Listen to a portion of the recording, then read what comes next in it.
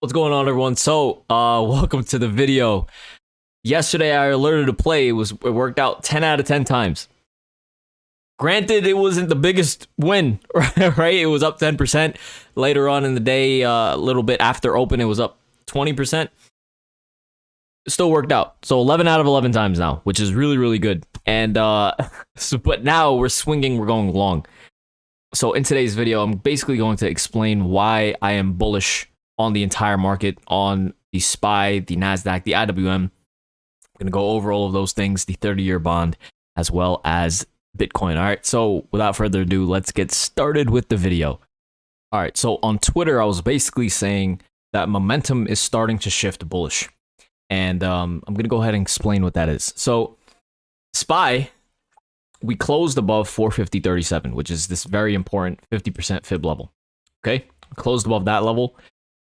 If we closed above 451.16, that would have been absolutely perfect.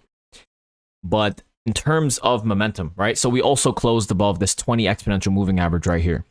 So that's also very, very bullish. But now in terms of momentum, okay?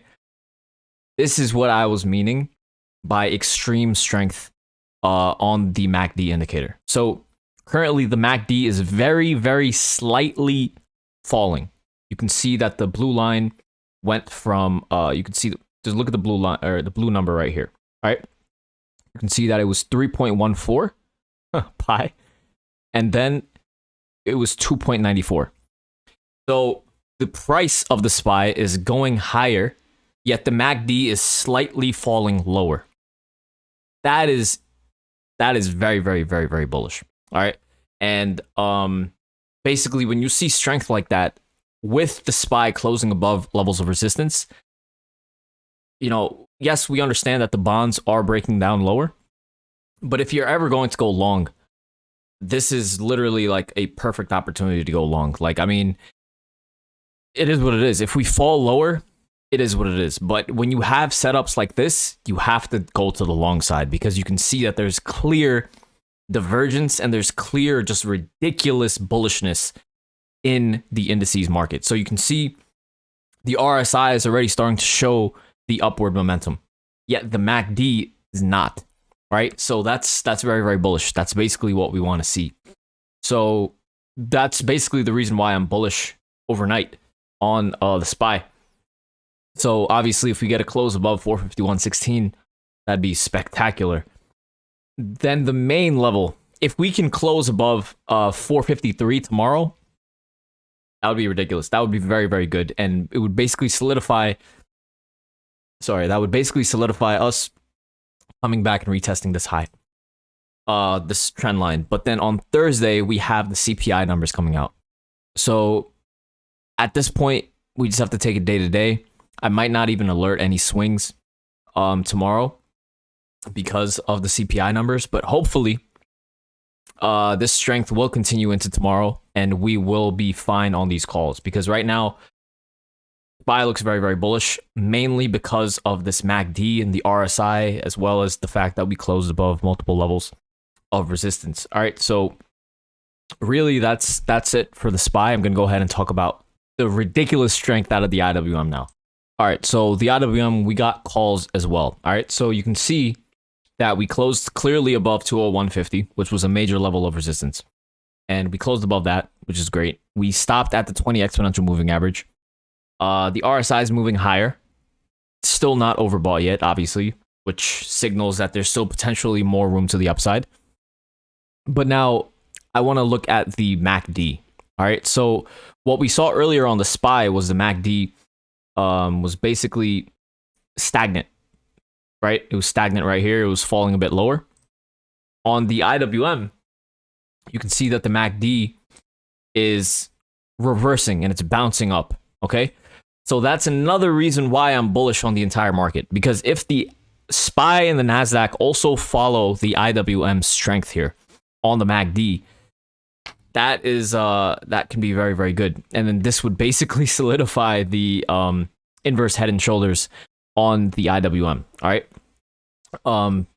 I mean, basically, like this is really it. If we close above this high here, which is at 203.90, so if we close above 204, tomorrow, this would be the beginning of the inverse head and shoulders. And then the next main real level of resistance is going to be this downtrend line here. So if we close above 204, regardless of how many days it takes, this downtrend line is going to be the next main key level of resistance. And that would, that if we close above that, then the market and everything is going to be very, very bullish. And that's truly it. I mean, there's not really much else to say. I just wanted to look at the momentum of the IWM. And because the momentum of the IWM is shifting upwards, it's a good forward-looking, basically foreshadowing what could happen for the SPY. And that's really why I wanted to be bullish on the IWM as well. So there's that. Now let's go ahead and take a look at the large tech stocks that I saw extreme bullishness out of, and the NASDAQ and the 30-year bond. All right, so Apple, you can see it much clearer here, right? You can see the MACD is clearly falling right here, right? The blue MACD line is falling, yet Apple's price is moving upwards. That is extreme strength, all right? So in this instance, you either don't take a position or you absolutely do not short, all right? Because this is clear, this is ridiculous strength. And we're also swinging Apple overnight. And this divergence, this is what we want to see. And I saw this around 3 o'clock, and I was like, wow, like this is, everything looks pretty bullish. The fact that Apple looks very bullish is a very good indication that the rest of the market is also going to be bullish, all right? So really, that's really it. So the RSI is shifting slightly upwards as well. This is clearly a bull flag formation. If we can break above 176 on Apple, then, the market is going to continue going on higher. Take a look at Microsoft. Microsoft also, the RSI or the MACD shifting a bit lower, but we closed above the 20 exponential moving average. We held support. Obviously, not as bullish as Apple, but still, a green day. Amazon had a really, really strong green day reversal today. So obviously that's strong, which is a good indication for the NASDAQ. Let's go ahead and take a look at Google. Google also reversed pretty nicely, and it closed green. And you can see that regardless of how it filled the gap, first of all, it filled the gap. And now, this could be a good place for people to go long on Google potentially. If they, yeah, but this is crazy. Hopefully it works out for their, the lawsuit.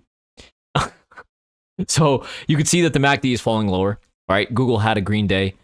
Imagine a huge, like really, like an avalanche coming at you, coming down, right? And this is the MACD, right?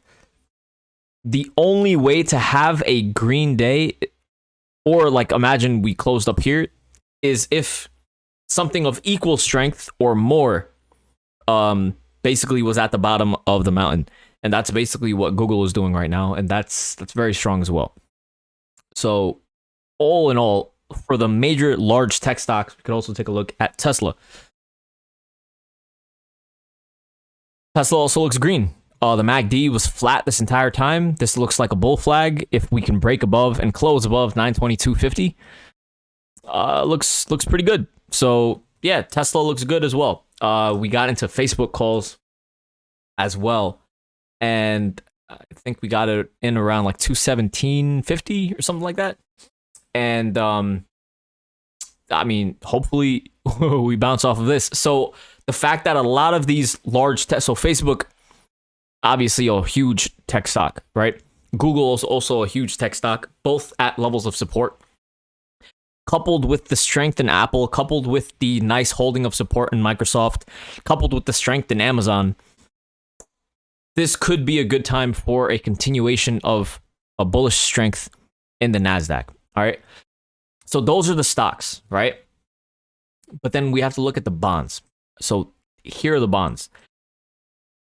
What is crazy to me right now is that the bonds, regardless of whether we're closing below this 153 level, we're clearly closing below 153.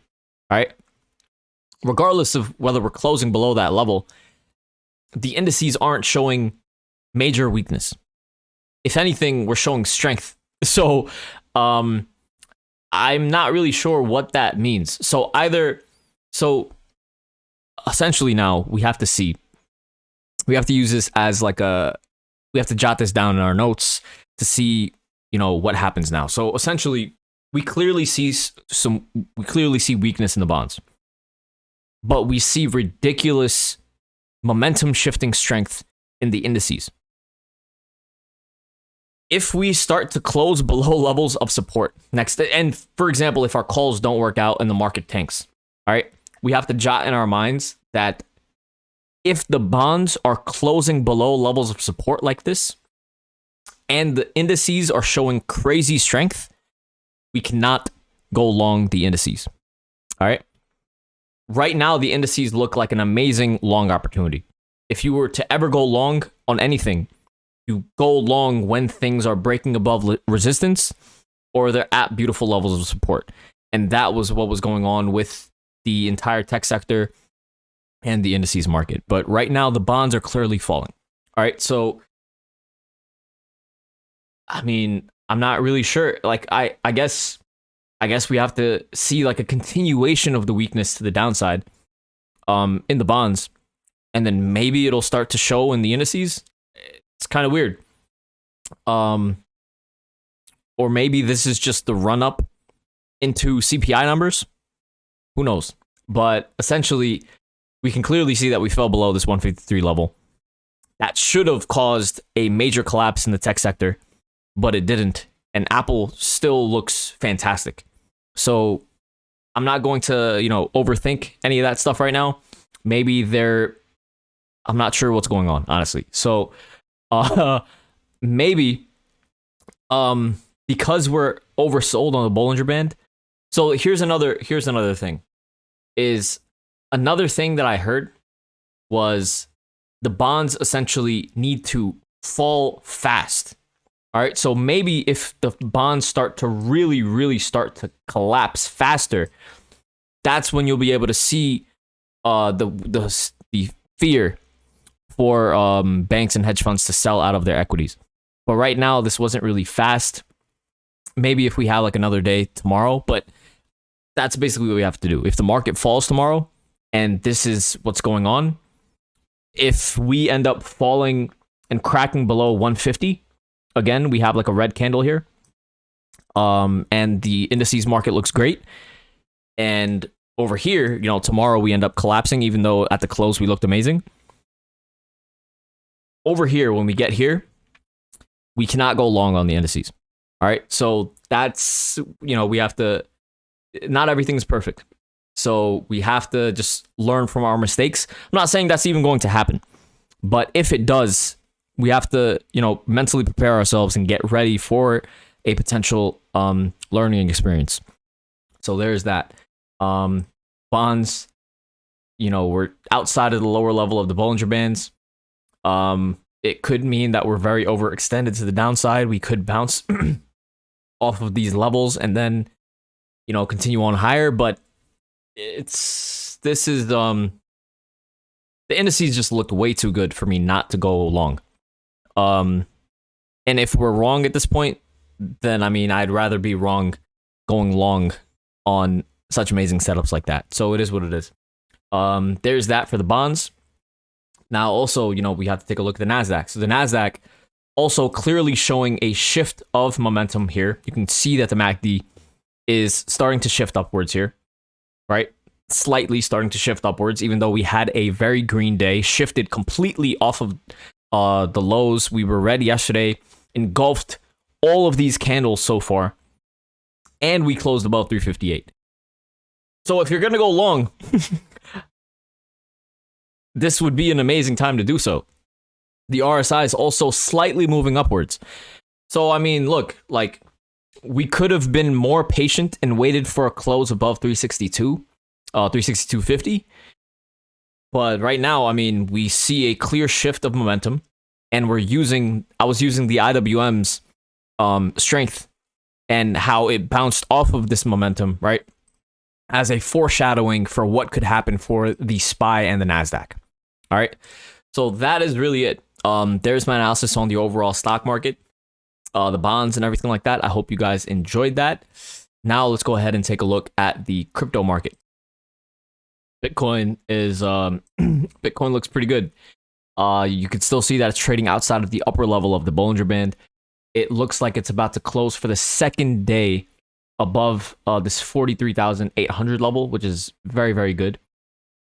So now ideally what I want to happen on Bitcoin is today we perfectly closed or retested the 50 simple moving average as well. But ideally what we need to see is, for a healthy market, we need it to come back, retest levels of support, and then create some sort of a bullish pattern here, and then continue on higher. Because a big move like this is never sustainable. So that's really what I want to see. I want us to fall back down to 42,300, or potentially come back and retest, 41,600, and then continue on higher. Not all in one candle, over the course of a few days. All right. That would be the most bullish scenario for the entire crypto market if we can do that. All right. So literally that's really it for Bitcoin right now. Super, super bullish. We're trading outside the upper level of the Bollinger Band, which is a bit worrisome in the short term, which means that, we're outside of the upper standard deviation. So, we need some time to cool off a bit, in my opinion. So Ethereum, obviously we traded and closed above the trend line here. We're not at the upper level of the Bollinger Band, but we stopped completely at this 32.35 level. And, Bitcoin is definitely showing more strength in terms of where we are overextended. So if Ethereum can basically stagnate a bit at around 3,000 to 3,100 in this zone here, and then basically the Bitcoin can start consolidating a bit as well, Ethereum could start to potentially lead Bitcoin again, and then Bitcoin can follow Ethereum's strength, etc. And that would be nice. And also the correlation between Bitcoin and the SPY and the entire stock market. A period of stagnation for the crypto markets could be a good thing for the entire stock market, especially if pre-Fed changing the macroeconomic lens and everything of the economy and the markets in general. If we want to run up before they increase rates and before they stop quantitative easing, this basically, we would still remain coupled in terms of price action and movement. So what I want to see is Bitcoin basically take a little bit of a breather, and then I want to see if Bitcoin's breather can cause a strong movement in SPY. If that doesn't happen right now, then because Bitcoin is basically trading outside of the upper level of the Bollinger Band, and if we continue trading like in unison with Bitcoin and SPY, it can be really bad because Bitcoin is basically overextended to the upside. If Bitcoin and SPY are basically going to trade alongside each other, that would mean that if Bitcoin falls, then the SPY and the rest of the market is also going to fall.